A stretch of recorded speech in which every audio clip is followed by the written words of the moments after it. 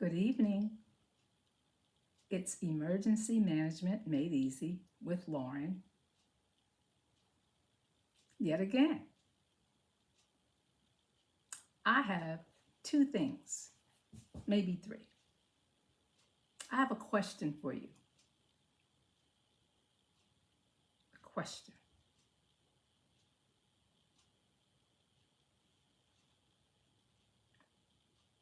Class number 50 in our series. Are public venues becoming more dangerous? Let's switch. Let's switch.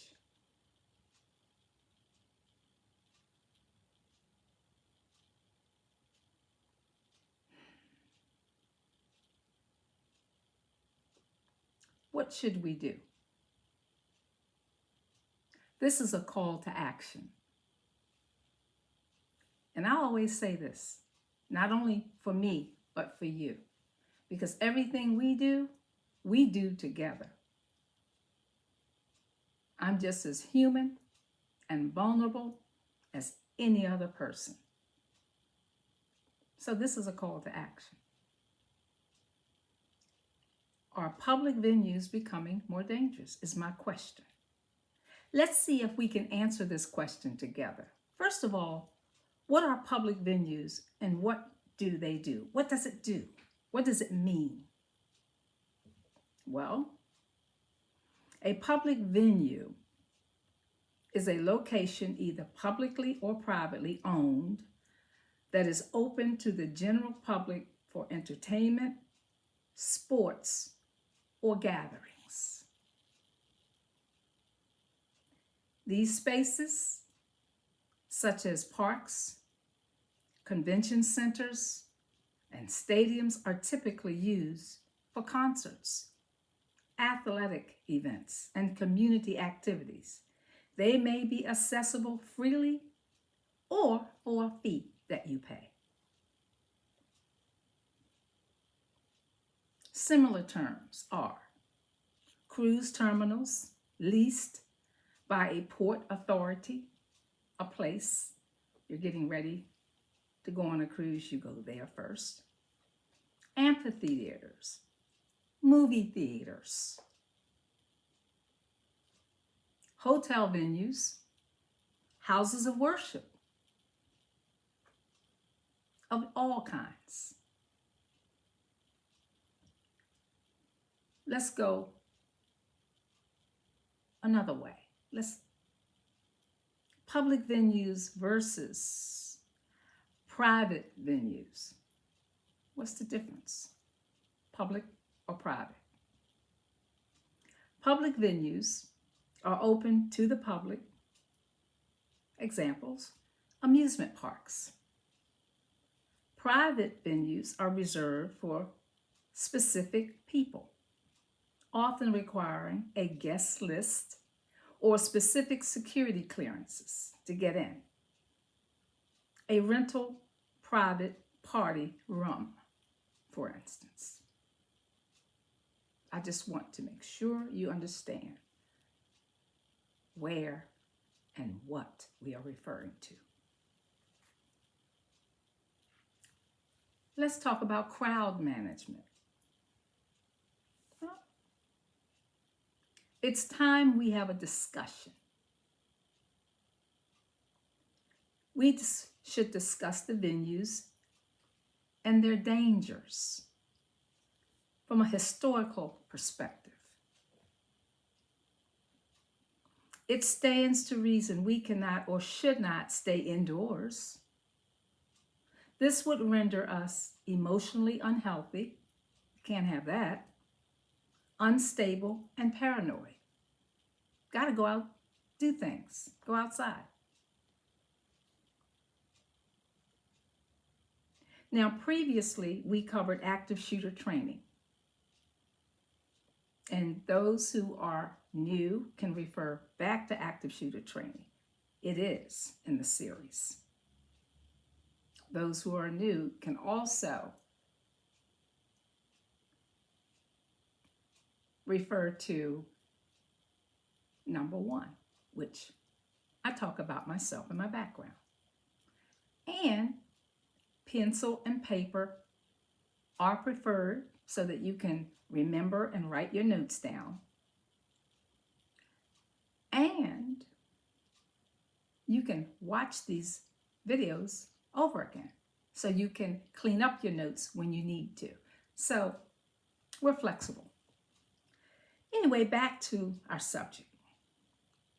So we covered active shooter training and crowd panic with people running and falling down.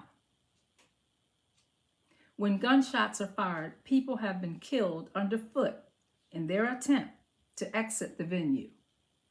They are crushed and suffocated as they risk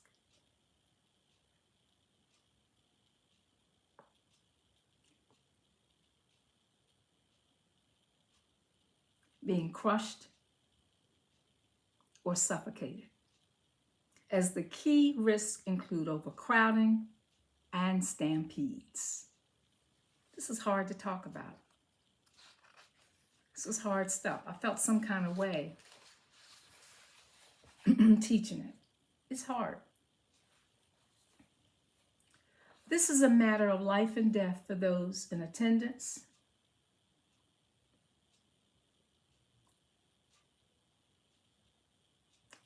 Investigators reveal critical failures in crowd management, emergency response, and communication between organizers and security personnel come into question.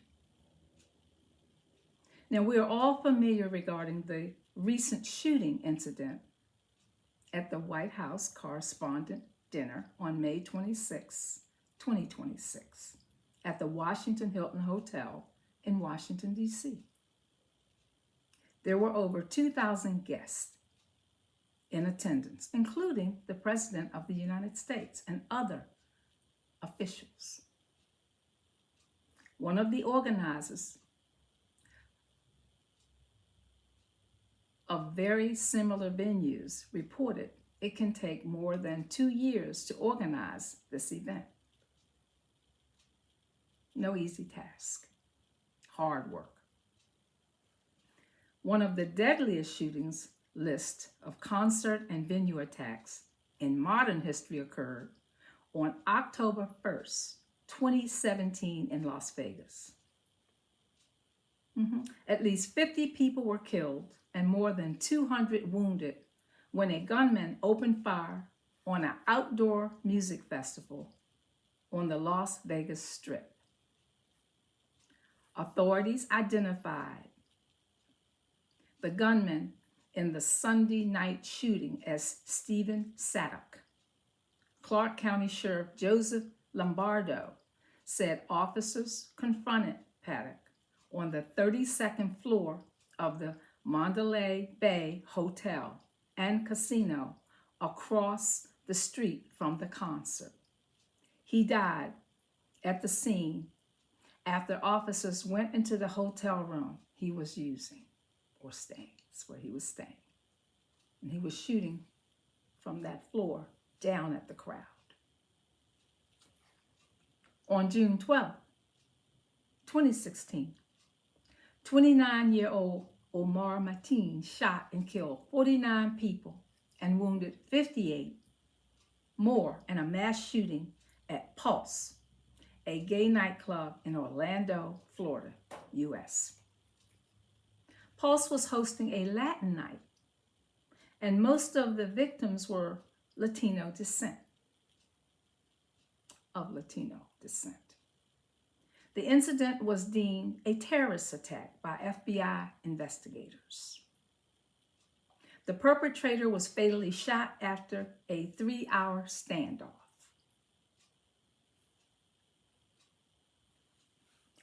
Let's go another route as a safety concern. Weather-related hazards. Open-air festivals are particularly vulnerable to sudden weather changes, which expose those in attendance to lightning strikes, flooding, or heat-related illnesses.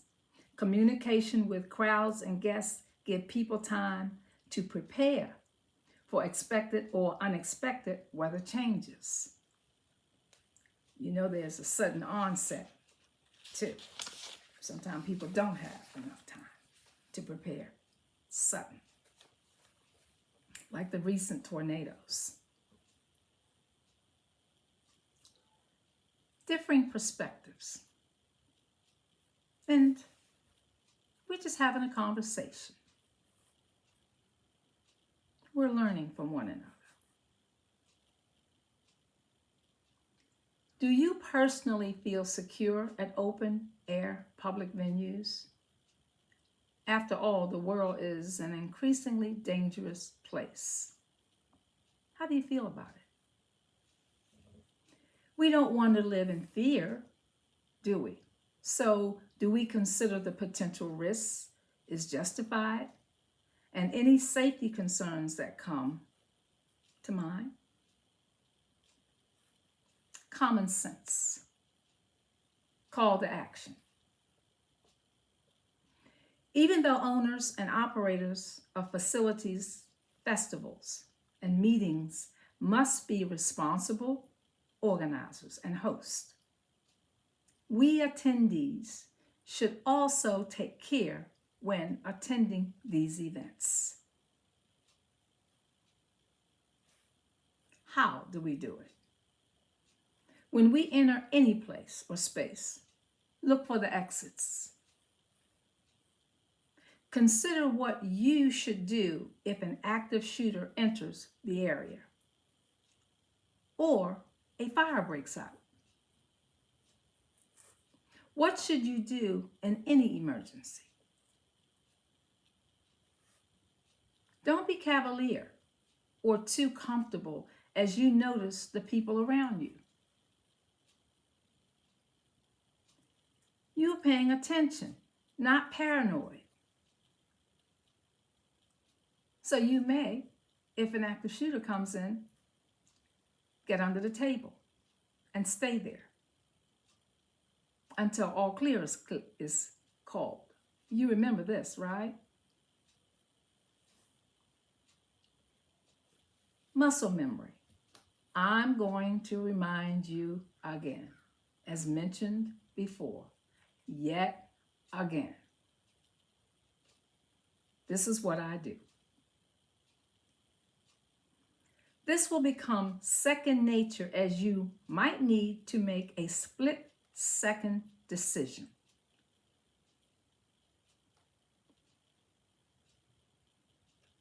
The correct decision could mean life or death, and you will not panic because you have muscle memory working for you. You'll know exactly what to do.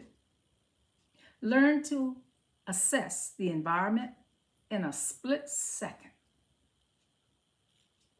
when needed. You might need to decide to leave the minute you assess the environment. You might decide to get up out of there because something feels off. Have you ever been in that situation? If you live long enough, you're a mature person, bet you have. Something doesn't feel right. It feels off. So you say, I'm leaving. Young people, especially. Is our safety guaranteed?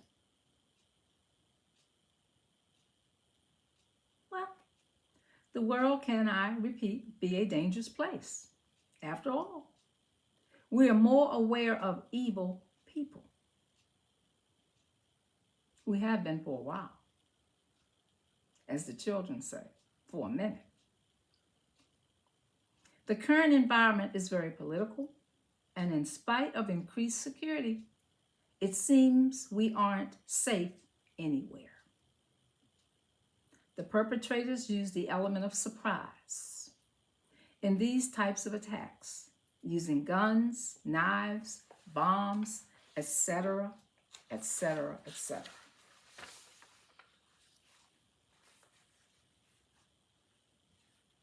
No, Safety is never 100% guaranteed at open venues or any large public gathering. Organize, implement security measures. Organizers do. They implement them. They use metal detectors, bag searches, law enforcement and security presence. Operators do all they can to minimize risk. However, open venues present unique challenges compared to contained stadiums. To their credit, they do everything to take reasonable safety and exercise industry standards and precautions.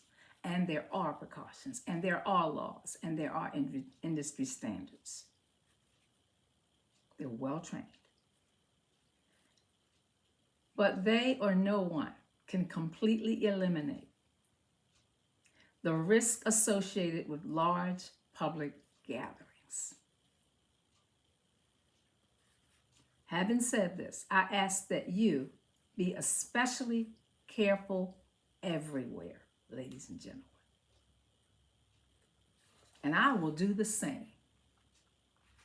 I will do the same. Because I like to go out. I like to get fresh air. I like to be around people. However, caution. You know where you can find me. Prepare before it happens at outlook.com if you have questions. Some of you do. This situation was a concern as well. So we addressed it. And as we address everything together, and we learn from one another. Thank you for coming. I will talk with you again in a week. And until I get back with you, stay safe.